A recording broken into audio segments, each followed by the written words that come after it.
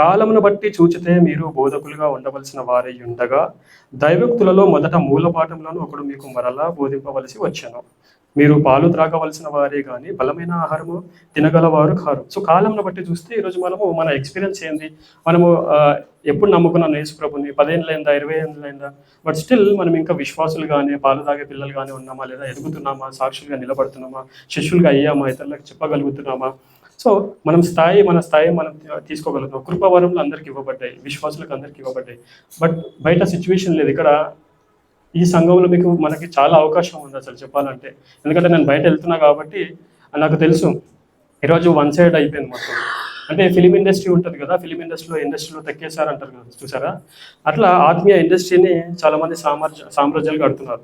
So one side family, నా తర్వాత నా కొడుకు, నా బిడ్డ, వీళ్ళే అయిపోయారు. కృపావరములు అందరికి ఇవ్వబడ్డాయి, not only for them. So సంఘ క్షేమాభివృద్ధి జరగడానికి కృపావరములు విశ్వాసులకు సంఘంలో అందరికీ ఇవ్వబడ్డాయి. కానీ ఈరోజు ఏం చేస్తున్నారు? ఏలి కుమారులు దోచుకున్నట్టుగా దోచుకుంటున్నారు. నేను అవే చేసి పెడుతున్నాను. ఎందుకంటే భయపడితే మనుషులను మెప్పించి వాడనైతే క్రీస్తుకు దాసుడని కాను అంటాడు పౌలు.